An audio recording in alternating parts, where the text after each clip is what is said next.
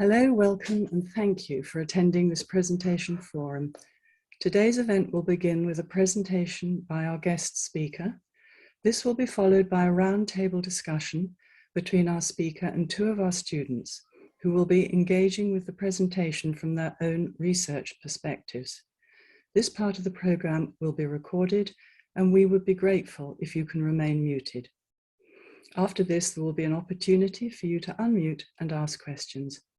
Please either post your questions in the chat or raise your hand using the raised hand option, which you will find in Zoom reactions. Before handing over to our educational director, Dr. Rim Feriani, who will welcome our speaker, I'd like to give a brief introduction to the Interdisciplinary Research Hub.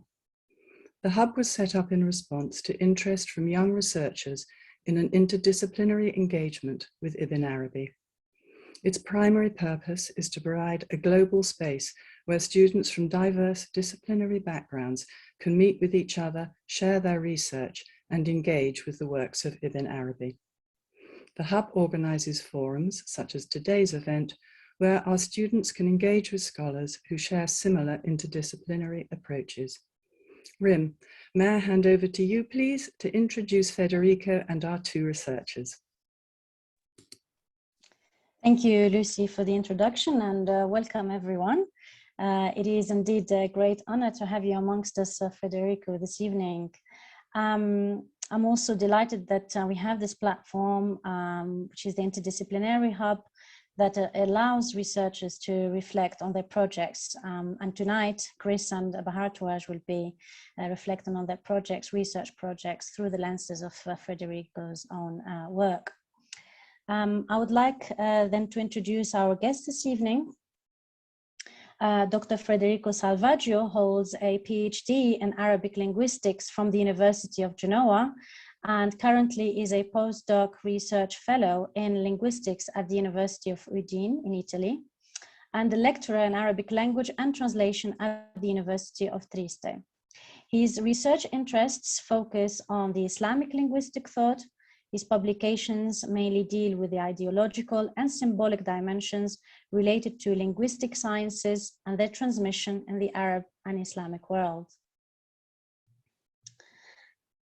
Present also amongst us are Bharatwaj and Chris, who are amongst the most enthusiastic young researchers I've ever met. So we're looking forward as well to see how you will engage this evening with Dr. Salvaggio. And just a brief idea about Chris and Bharatwaj. Chris is researching the including languages that are present in the mystical Malay poems of Hamza Fansuri, 16th century, and the Department of Southeast Asian Studies at the University of Frankfurt. So welcome, Chris. And Bharatwaj is a PhD student in the Humanities and Social Sciences Department at the Indian Institute of Technology in Bombay, where his doctoral work is on Heidegger's philosophy of history and the place of Islamic philosophical tradition. Now I'll hand over to you, Federico, and ready when you are. Thank you. Thank you very much, Reem. Thank you for this presentation. Thanks to all the participants and of course, the organizers, Lucy and Martin. I'm going to share my screen. Yeah.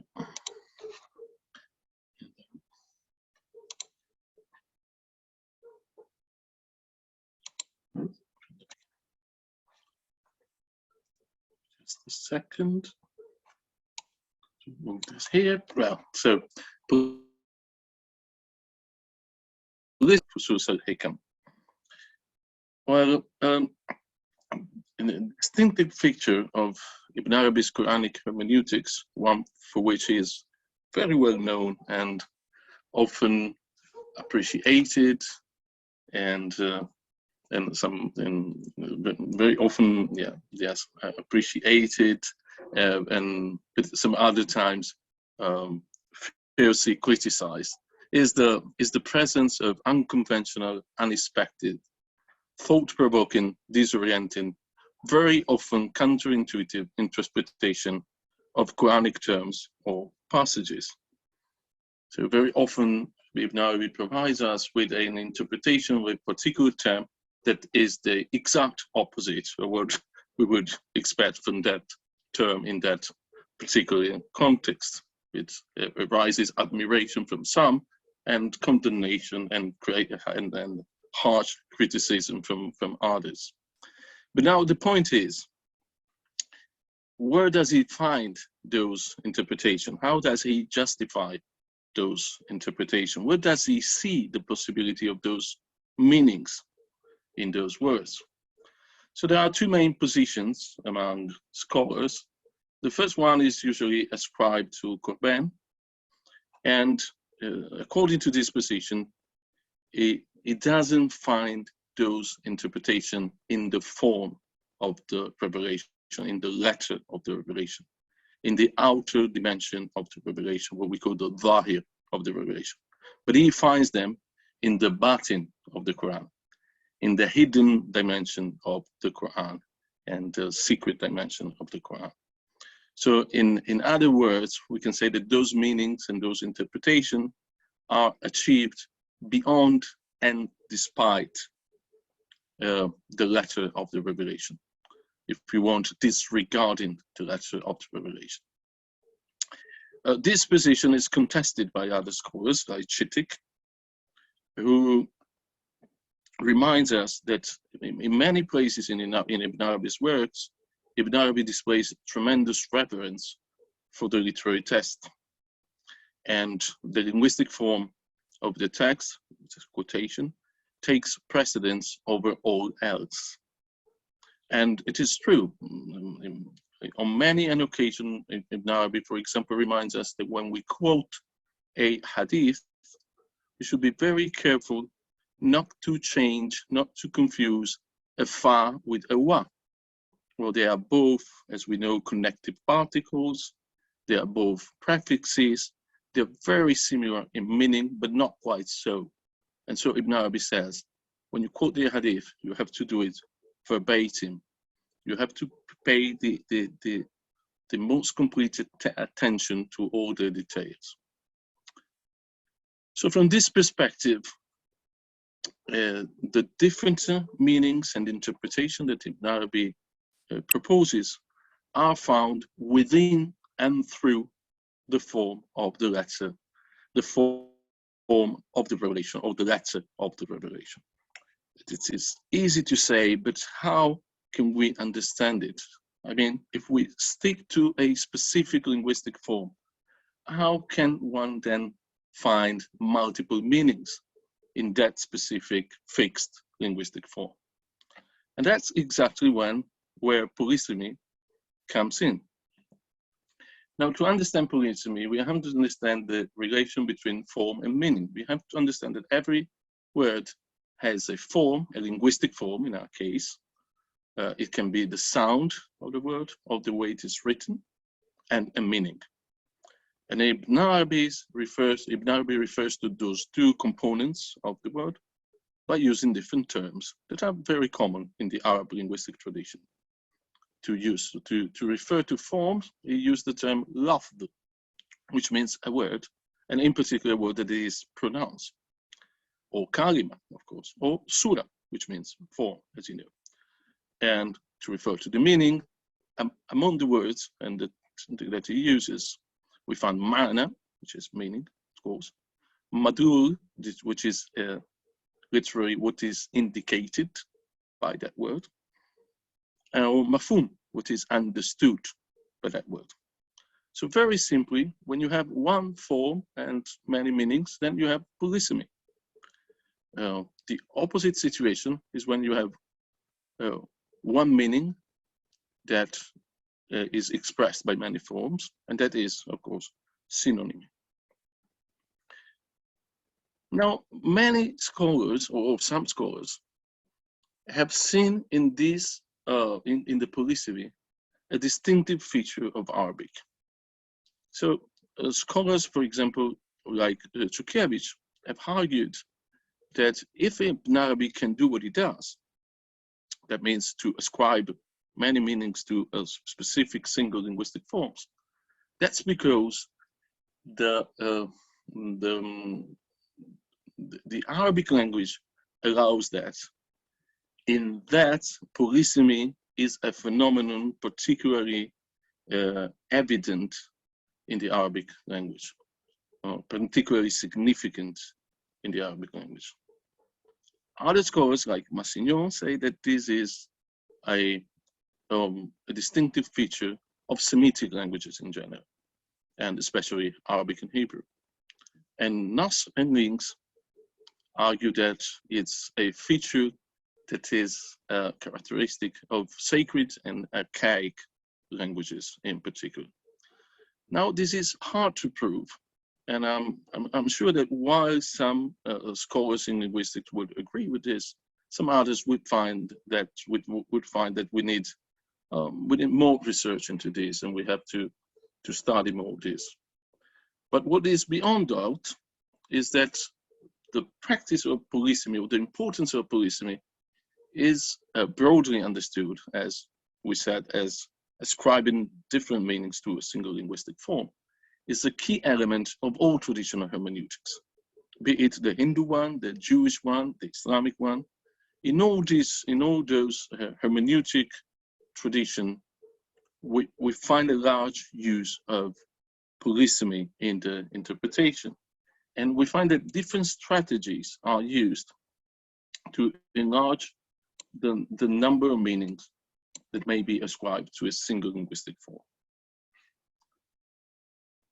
So in this sense, the distinctive feature of a particular language play a role, there's no doubt about it, but it's also very important how those specific features are considered from the perspective of that particular linguistic tradition. In this case of Arabic, for example, these strategies are certainly made possible by some intrinsic feature of the Arabic language, like the role of triliteral roots, but the way in which those elements are understood and conceptualized from the perspective of the Islamic linguistic tradition plays an even more essential role. So not only intrinsic elements, but also, for instance, a particular way of conceiving the relation between form and meaning. Now, in the Fuṣūṣ al-Ḥikam in particular, polysemy is found at different levels. One level is the level of polysemy of a single term. Another level is the polysemy of a root. Then we have the polysemy of the synonym, and we will see how this works. And then we have polysemy through homonymy. So before we go on, we should at least clarify very briefly, what's the difference between proper polysemy and homonymy? Now, when we have proper polysemy, we do have a single term, which is actual one single term, I'll explain why, and that has different meanings. And we usually can identify a primary or basic meaning, and then some derived meanings. For example, the English word dish may refer to the container where we eat our meals. But it can also refer to the meals themselves. Like you can say, how did you cook this dish? Or this is my favorite dish, or something like this, or the main dish, and things like this. So it's very clear the correlation between the primary meaning, the container, and then what is presented in that container. The same for the word wing. The wing as a primary element is a part of the body of a bird, but then you can refer it for analogy to an airplane. So you can say the wings of an airplane, or even of a building. Very different is the situation where two different words happen to sound the same or to be written in the same way, but they are words that are with a separate history, with a separate etymology. They are just different words joined by chance by the fact that they sound the same or they are written in the same way. So, for example, the sequence of letter T-E-A-R, if you read it tear, then it's to damage. If you read it tear, that is the drop of liquid in the eye. So this is a case of homography. They share the same visual form, but but they are different words. Or you have the other case in which they are written differently, but they sound the same. Night and night, same. Or they sound the same and they're written the same, but they're completely different words with different origins and with different etymologies, like left as in the past of leave, and left is as opposed to right. So having said that, let's go back to Ibn Arabi. The first case I would like to present is in the Fuṣūṣ al-Ḥikam, is a true case of proper polysemy of a single term. In the chapter of Adam, Ibn Arabi explains why insan is a word that in Arabic means the human being, why insan is called insan. And he says, because he is the pupil of the eye, the pupil through which the real looks at his creation and has mercy on them. So that's a clear case of polysemy, where from the primary meaning of man or human figure or human being, the meaning of pupil is derived. And that's a derivation that is very common in many languages, including English, where the word pupil comes from the Latin pupilla, it's the same in Italian, and it means little girl or doll. And you can find examples in Hebrew, Ishon, diminutive of Ish, man, or Purusha in Sanskrit. So what's the connection? Oh, the pupil is so called because of the small reflected human image seen when you are looking into someone's eye. So what's interesting here is that a secondary meaning of the word insan is used by Ibn Arabi to explain his theory of the cosmological role of man in creation. Second possibility used by Ibn Arabi, and so now you see how by this possibility you can expand your chances of finding new meanings, is that of considering not the meanings connected to that particular word, but to other words that share the same triliteral roots. You might know that in Arabic, most of roots are triliteral, as is the case in Hebrew and other Semitic languages. And so many words may share the same root. So in the chapter of Salih, Ibn Arabi discusses the use of the verb bashara. Now, bashara is normally employed in the sense of to give good news. But Ibn Arabi considered two different Quranic passages, where in the first one, it is used to announce mercy, but in the second one, it's used to announce punishment. And so the interpretation of this passage would sound a little bit weird, because it would be like God is giving the good news of punishment. So to explain this, Ibn Arabi explains the idea of Busha, the name that is related to Bashar, good tidings. It connects this term with another term from the same root, which is Bashara, the skin. So what he says that the term is applied to both groups because the tidings mentioned in the verses changed the color of the skin, the Bashara, or those who received them, as a consequence of the joy or pain they experienced after hearing the news. So what these two words have in common? They share the same root. So Busha and Bashara are related in meaning because they share the same three radical letters, Ba, Shin, Ra. Now, from the point of view of linguistic and of Semitic philology, this semantic connection is unclear. And we might suspect that, as in the case of homonymy that we said before, these are originally two different roots that merged into one. But it is not important for Ibn Arabi, of course. The fact that they share the root is enough a reason to see a semantic connection between them. The third case is a little bit more complicated, and because it makes use of an intermediary term. So in the chapter of Jacob, Ibn Arabi discusses the term deen, religion. And religion is indeed a very polysemous term in the Arabic language.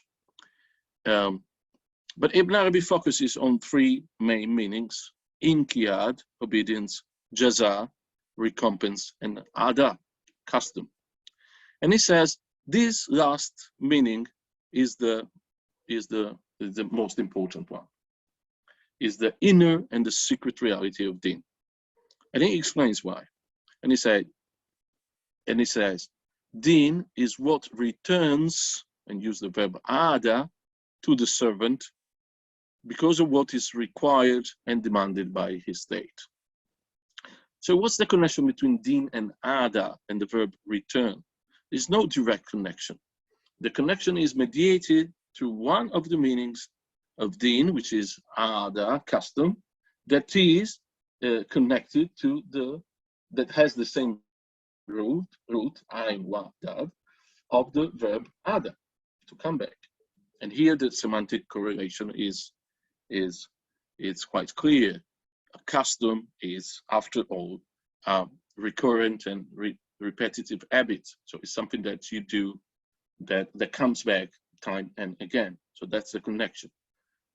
But what's interesting here is that this secondary meaning of this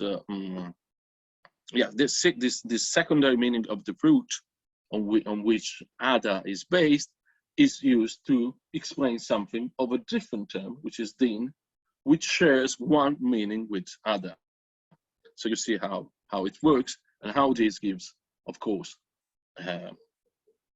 more possibilities of finding new meanings within a word. The last case, it's a very interesting case. It's a case of both homophony and homography.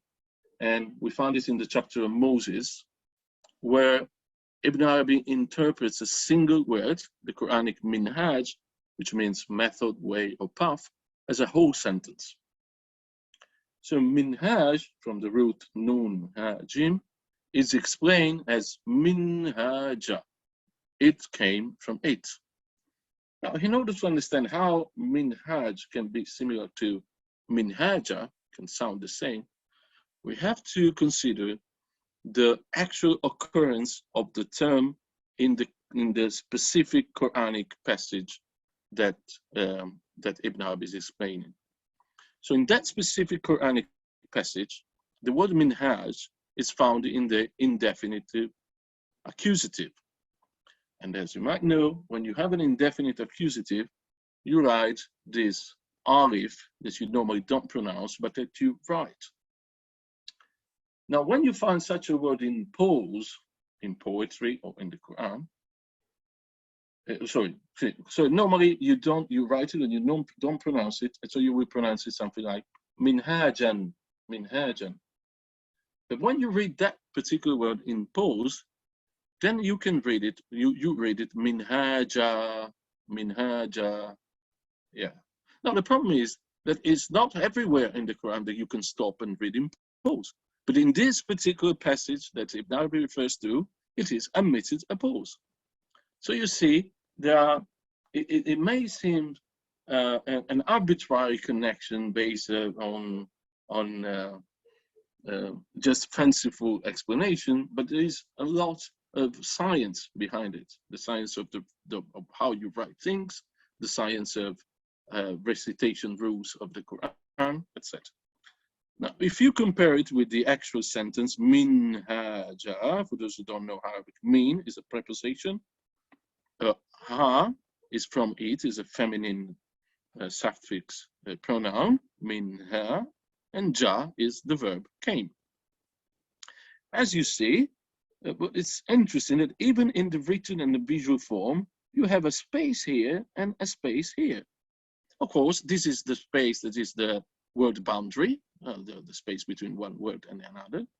But then you have also a little space here, because alif is, of course, one of those six letters letters then do not connect to the left. So I say it's extremely similar for orthographic reason, for phonetic reason, for recitation rules. And so at the end of it, the only difference is the hamza at the end. So one is minhaja and one is minhaja. And as a passing remark, in some poetic rules, you can even drop that hamza. And you certainly drop it in Arabic dialects. In colloquial Arabic, you will say something like minhaja. You won't say minhaja. Okay. So, what do we make of all this? At first sight, we would conclude, and especially for because of our former mentees, because of our contemporary linguistic tradition and all this, we would conclude that these are fanciful, haphazard, arbitrary, superficial explanation, basically based on accidental similarities between the graphic and the auditory form of different and unrelated words of expression. The confusion that we have said between polysemy and homonymy. And these interpretations are very reminiscent of some popular linguistic interpretations that are very common. For example, when people understand the name of some places that come from a old and no longer spoken language, according to some assonance with their current language. So it's very common. And even Austin, in his translation, in the introduction to his translation of the Fuṣūṣ al-Ḥikam, says the reader is also likely to be sorely tried by the devious and tortuous methods Ibn Arabi employs in interpreting not only material from the Quran and elsewhere, but also the associated meanings of the Arabic words themselves. But as I said, we tend to see things in this way because we consider them from our own conception of language, or our own vision of language, our own modern approach to language.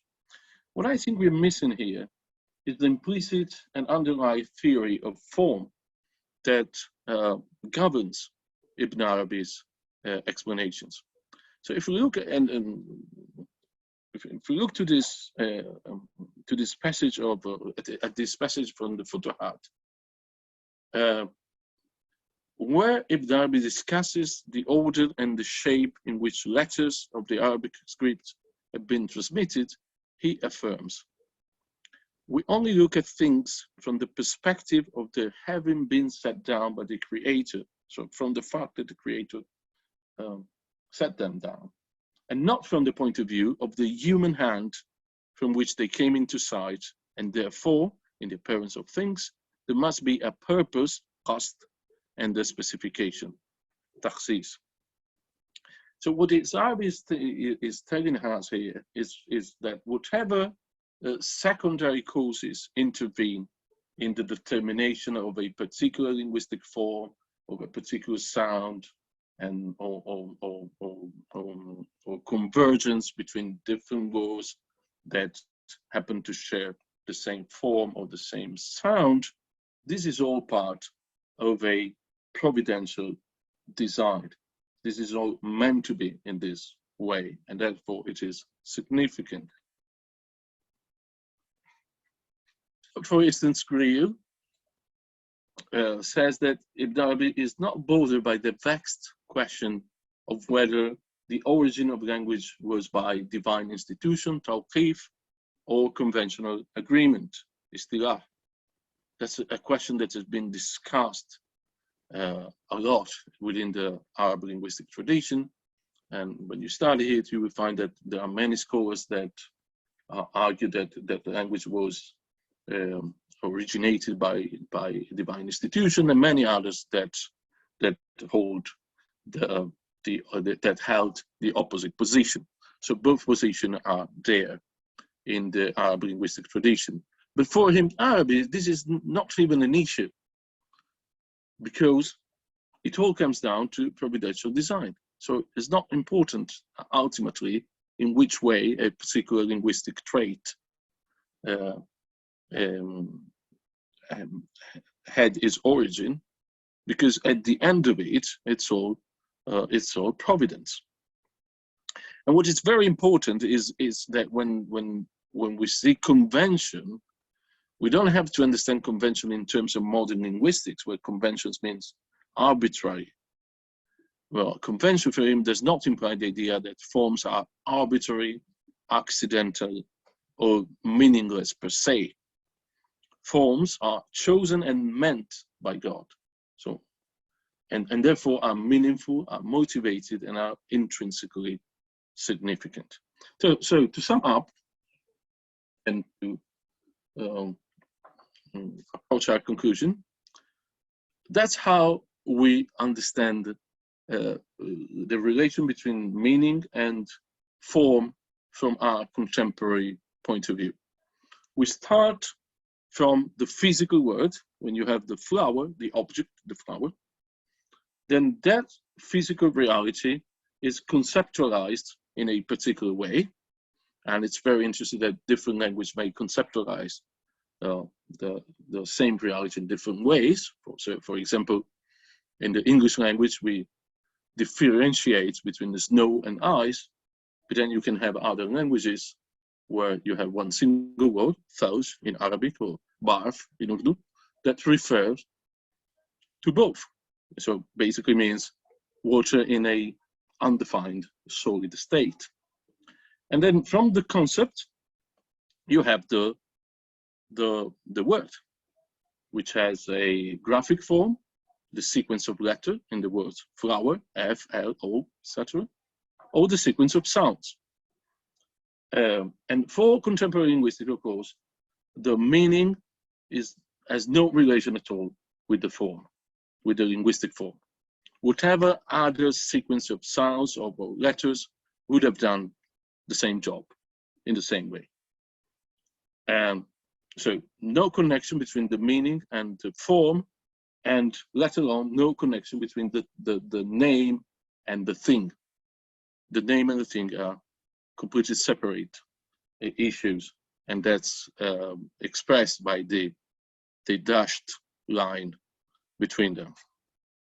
For Ibn Arabi, things are different. We don't start from the physical world, we start in the spiritual world, in the alam al-arwah, when we find meanings that are formless. They are manifested, but they are formless. That's because the spiritual world, as by definition, it is a manifested state, but is a non-formal manifested state. Now, these formless meanings descend through the states of being and reach the world of imagination, the world that is between the spiritual world and the physical world. This is called alam al-khayal. Here, they become thicker and they acquire a form. So the union of meaning and form happens at this particular level, which is the level of the world of imagination. And from this level, they descend to the physical world, where we have the ordinary language. And when we have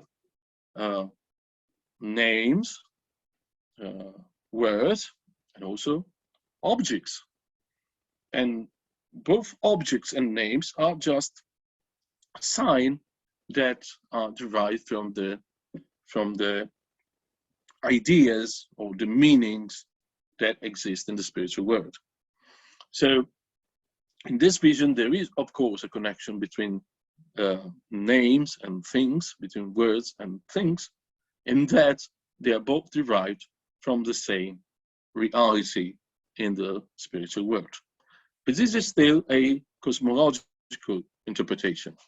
Ibn Arabi provides us with another interpretation at a pure metaphysical level. In this case, what we have here is that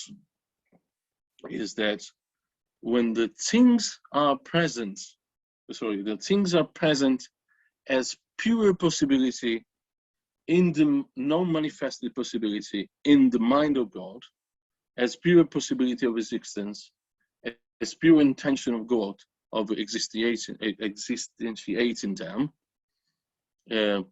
this fundamental reality of things, this fundamental essence of things in the divine mind, in the non-manifested state, it's also referred to by Ibn Arabi by the term ism, which means name or noun. And it is, of course, a use of the word ism that has nothing to do with language in the ordinary sense. But what is particularly interesting here is that from this perspective, it is not that names are there to indicate things in the physical world, as we tend to think. But it is exactly the opposite. Things are there in the physical world just to indicate the ism, the asma, the names in the non-manifested state of God's knowledge. Thank you very much.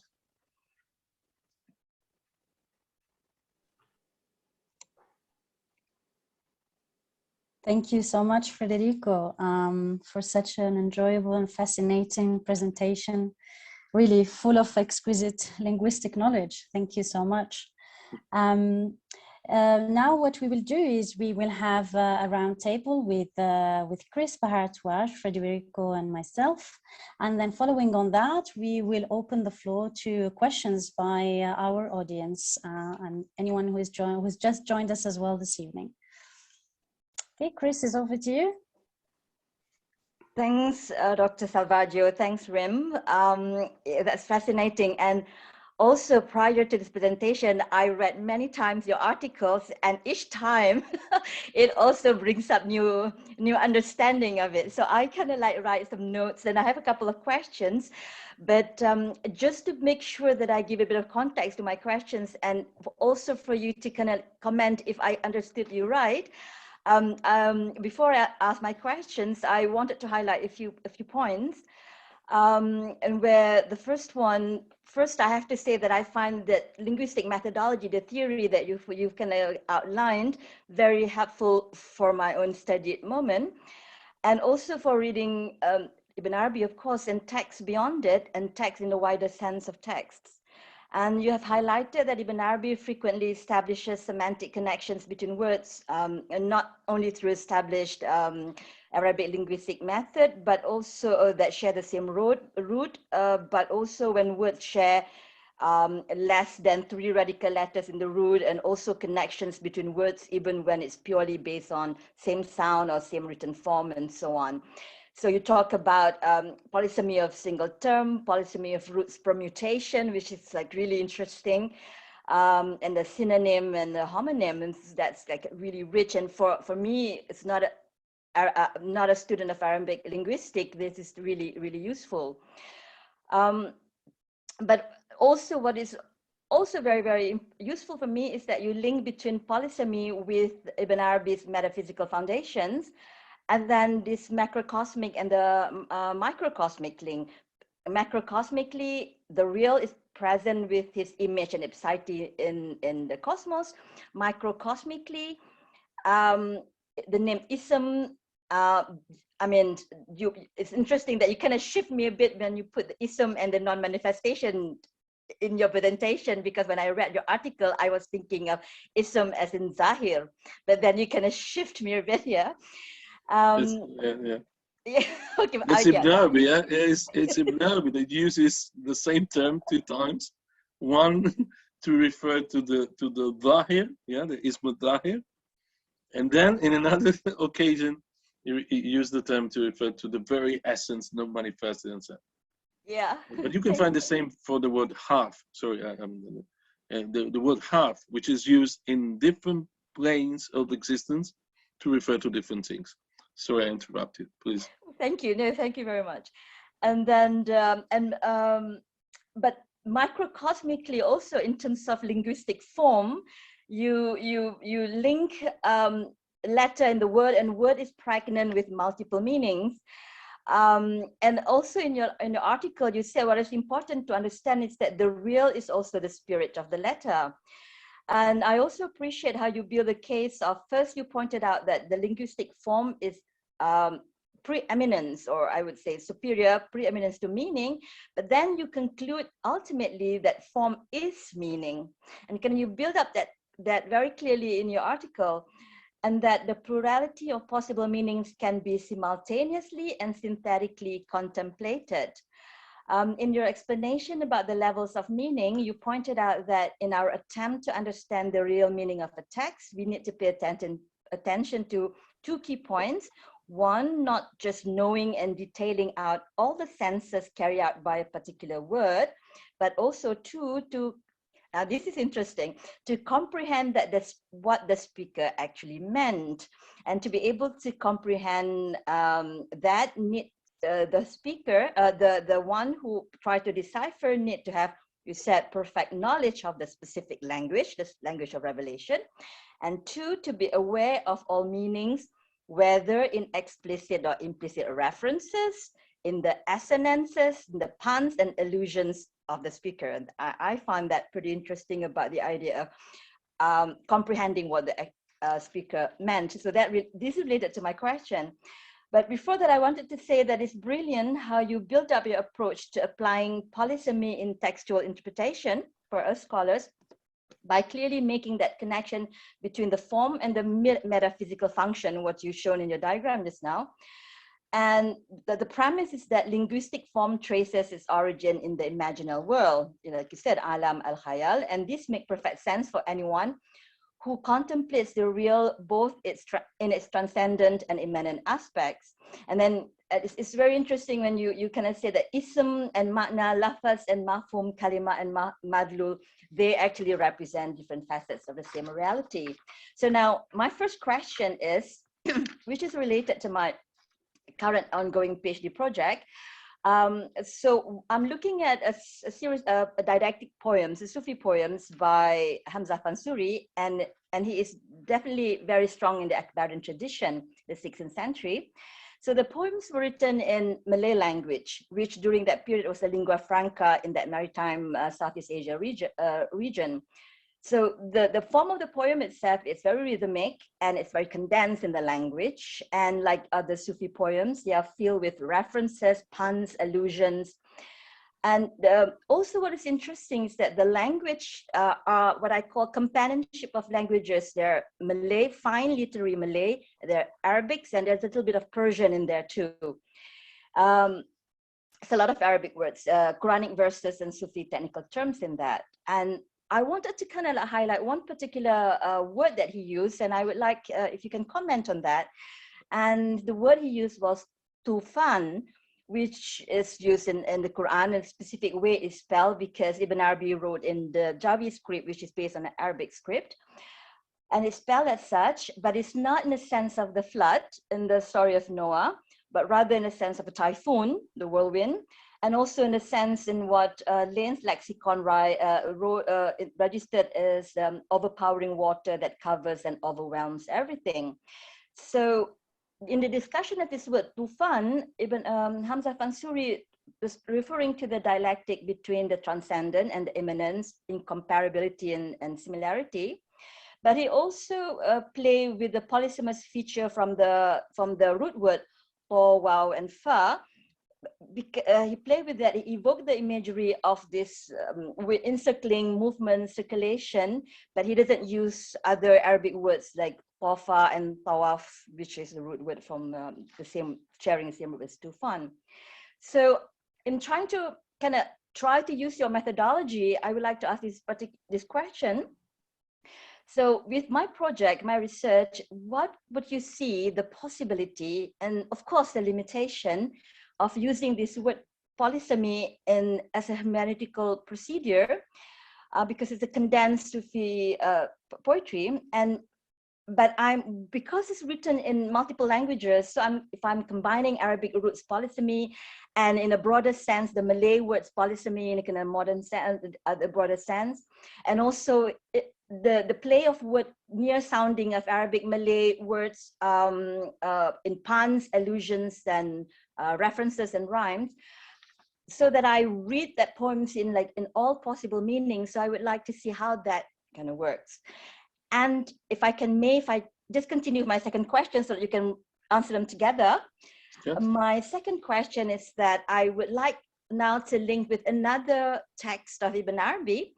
Then when you use Fuṣūṣ al-Ḥikam, I would like to kind of bring in the secrets of voyaging, because you use the example of the chapter on Noah.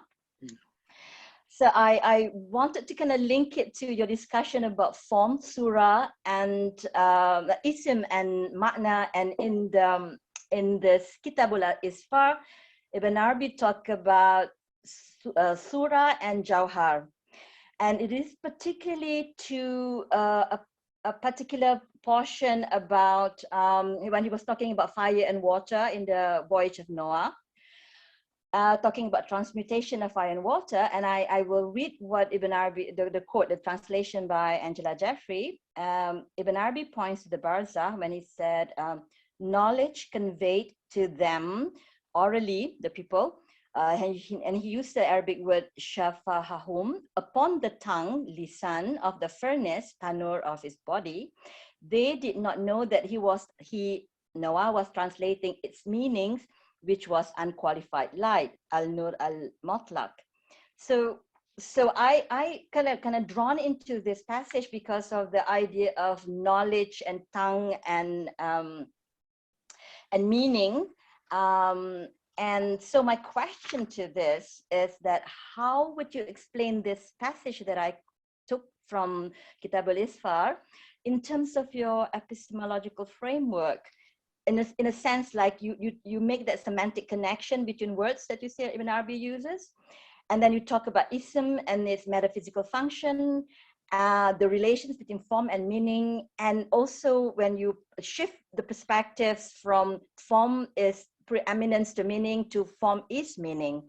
So yeah, if you could respond to that together. Thank you, Dr. Salvaggio. Yeah, thank you so much. Thank you so much.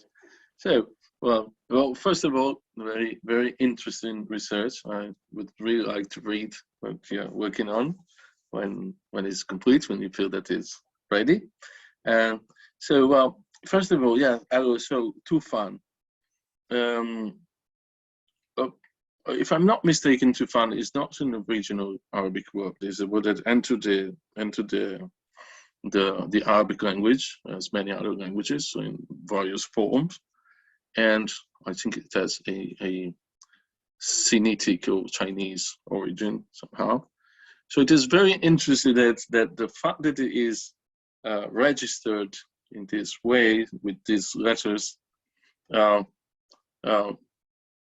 make somebody understand it in the terms of a tri-radical root, the ta, the wow, and the fa. So it's reinterpreted in this, which is a well-known root connected to the tawaf and all these things. So, is there a possibility of interpreting another language, which is not Arabic, on the basis of the letters, the consonants of the Arabic language? Can we do that? Now, yes, we can do it.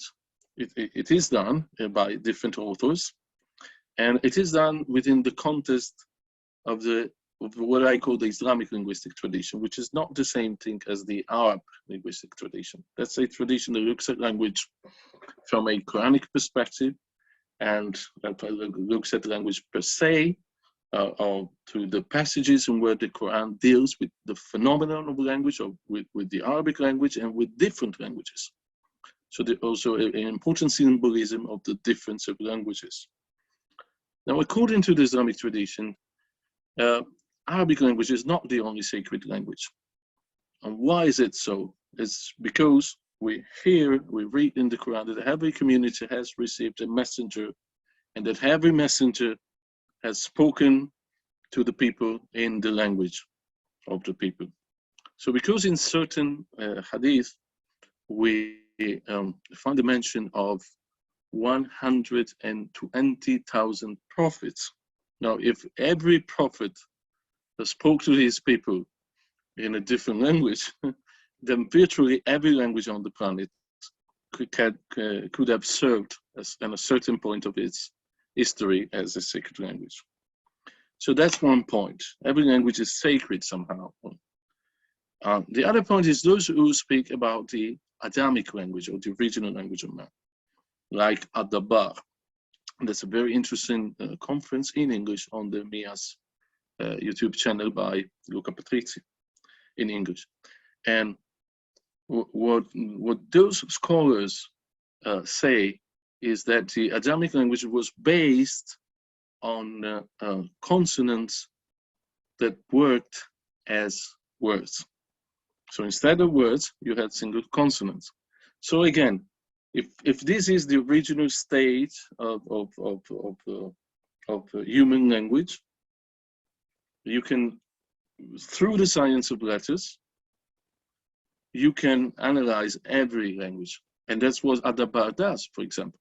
He says, because those letters are infused in all those languages, when you consider the letters, the meaning of the single letters, because within the Islamic linguistic tradition, the minimal meaningful unit is not the word, is the letter. And that's very clear because in the Quran you have detached letters.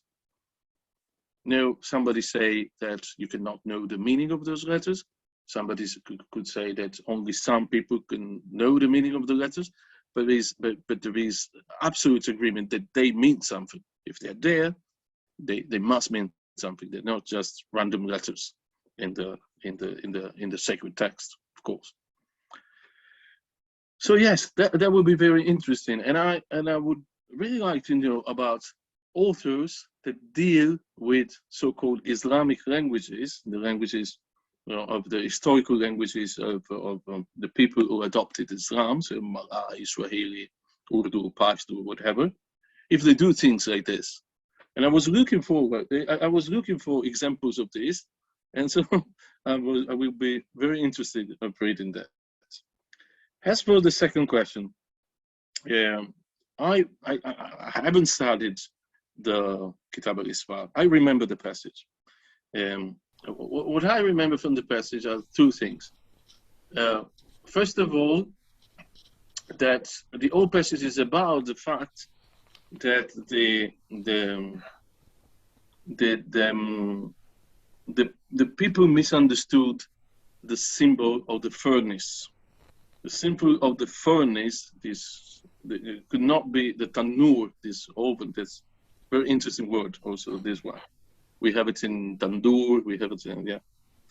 And so the people misunderstood that. They could not understand how from a furnace could come water or something like this. And then Ibn Arabi explains that this is only on the physical level. So on the physical level, you have different forms that can be opposed one to the other. But when you move to the other levels, the world of imagination, it's the world where the opposite can coexist. When you have Jam al-Adad, where you have the coincidencia oppositor, the coincident opposite.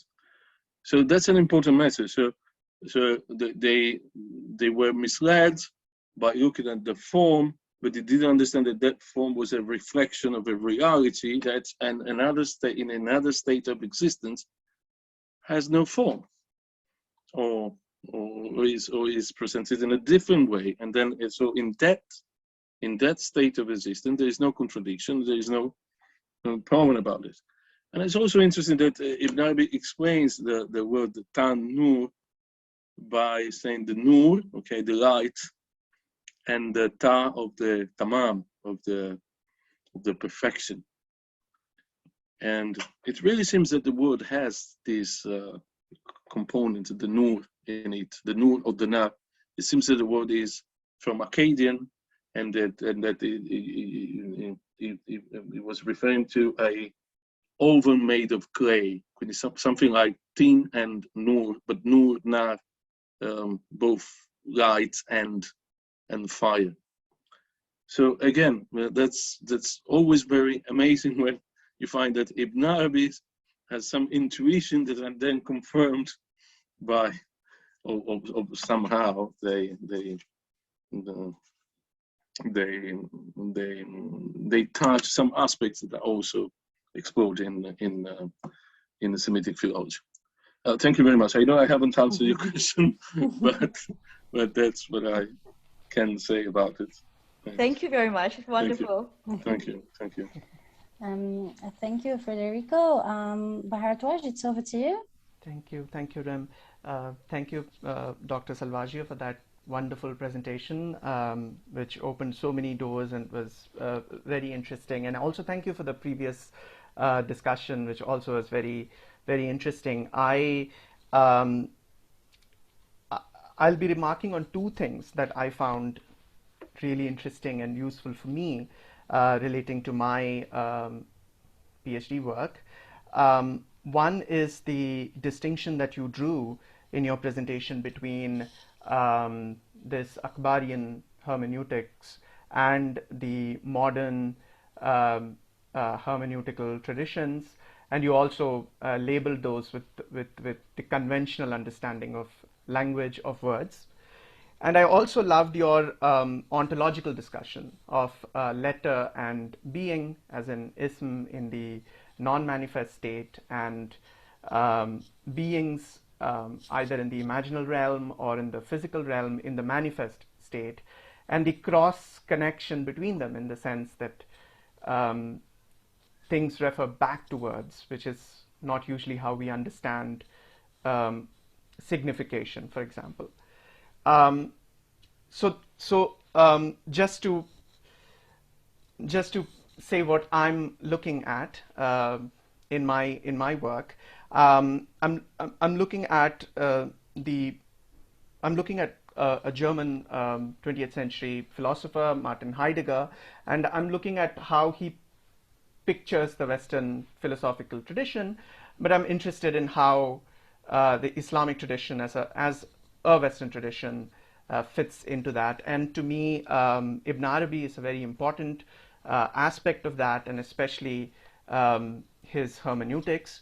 There's a very interesting research recently done by a French Hebrew scholar and also a Heidegger scholar called Marlene Zerader, who says that Ibn Arabi, his hermeneutical tradition, his hermeneutical influence had a huge influence on Kabbalistic hermeneutics, and through their in this melting pot of tradition that Spain was, a lot of Western linguistics was influenced by Ibn Arabi. So that's broadly what I'm looking into.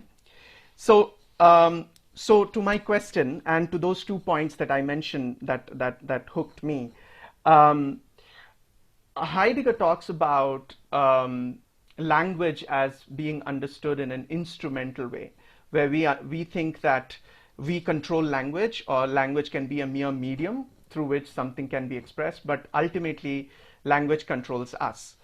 And he says that even when we go to a well, we go first through the word well. So the words already control us, and we believe that we control them.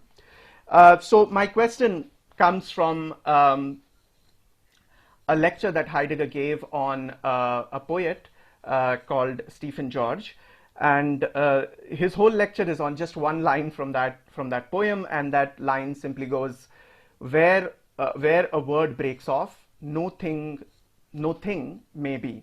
So if the word is gone, the thing is gone.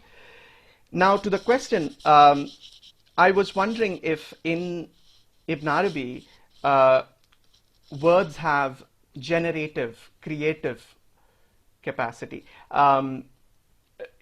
If, for example, if the word goes away, the thing goes away, does the word have generative, entifying capacity? So that's my first question, and it relates to all those discussion about language as instrumental and conventional meanings where the word can be anything, and all those discussions. The second question that I had to do with something that I wonder about, and it's also related to Heidegger and also to Ibn Arabi, which is the notion of ta'wil as an interpretation which goes back to the origin of the meaning of a word. I was wondering if ta'wil requires the end of polysemy, because I would wonder that with the word being taken back to its ultimate root, will we have only one meaning? Will the poly of polysemy still have any place? And this is also important because that's something I'm thinking about what Heidegger does with language. And I was wondering what Ibn Arabi could teach me to think about these questions if Tawil is the end of polysemy, or maybe not. Maybe it's more generative. So those were my two questions. Thank you. Well, thank you very much. Thank you very much. Very, very interesting research. And I'm not completely familiar with the works of Heidegger, but it's an author that I read in the past, together with other authors that were concerned with the metaphysics of language. In particular, some that were influenced by the Jewish tradition, as you said, by Walter Benjamin. Is also very interesting in this connection. So, the first question was about, just remind me, the generative power of yes, of words. Oh yes, the poet. Yes. Let's put it in this way. The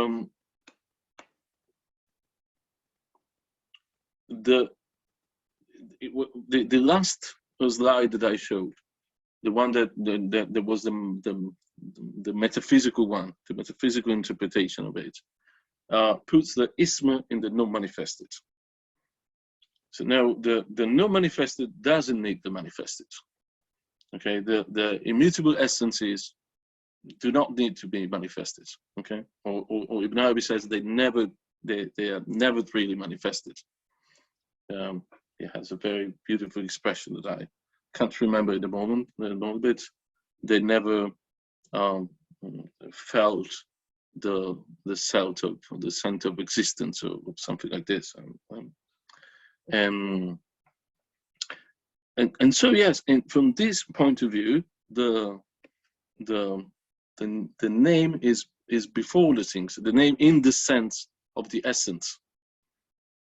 So as Chris said before, sometimes he uses the word isma to refer to the external reality, but sometimes it uses to describe the essence of the things.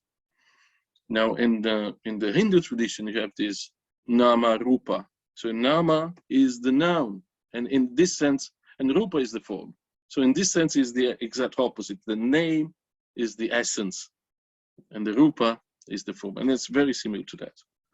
So in one sense, and I know this, I'm using now the opposite of what I wrote in my article, but in one sense, meaning is superior to form, because it doesn't need any form. Okay, because the non-manifested doesn't need the manifested, because the spiritual realm is superior to the physical realm. But in another sense, form is exactly what it has to be, and you cannot disconnect it to that metaphysical reality, and it is connected to it, and it has to be understood in that way. And so that's why in the chapter of Noah, Ibn Arabi discusses these issues of form and meaning, but also discusses the issue of tanzih and tashbih, the immanent aspect of God and the transcendent aspect of God. So they are related. And yes, of course, in the Islamic tradition, words have a generative power. Okay, if you think to the Surah Yasin, the very end of it, إِنَّمَا أَمْرُهُ إِذَا أَرَادَ شَيْئًا يَكُونَ أَنْ يَقُولَ لَهُ كُنْ فَيَكُونَ. If he wants something to be, then it's be, and it is. So again, creative power of words. Of course, the word is created through an act of speech. So that's the first point. For the second point, yeah, Tawil.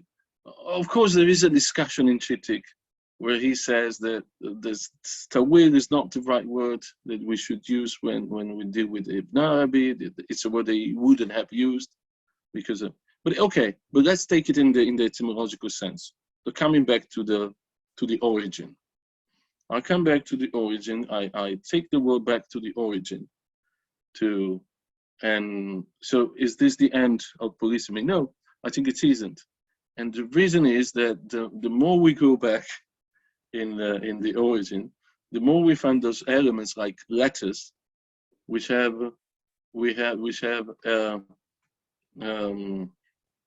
complete how can I say, which have many meanings. So the letters were few, but they conveyed many meanings, and they are really acquired different meanings because it is a non-formal. Okay, the situation of the letters in the Arab al-Arwah, in the spiritual world, is a situation where they don't have a concrete form. They are like the angels. Okay, when we say the angels, what they usually say, they are like species. They are what an angel is like a species of this world. So it's like multiple meanings together behind the word, the letter Alif, and behind the Ba. So the Alif is the ocean of meaning, and the Ba is the ocean of meaning, and so forth and so on. So no, the more you go back, the more things are undefined, and the possibilities are there for interpretation. And yes, just an example, the detached letter in the Quran, they're not interpreting the same letter, they're not interpreting the same way in all the surahs. In one surah, they have a status, and then in another surah, they have another status, and so forth and so on. So, well, I hope this partially answered this question, but we'll be very interested in reading your work when it's okay, or when you want me to read it. And thank you very much for your interest and your questions. Thank you. Thank you for the answer. Thank you. Thank you very much. Thank you for that fascinating discussion. Perhaps our audience would like to unmute themselves and switch on their video.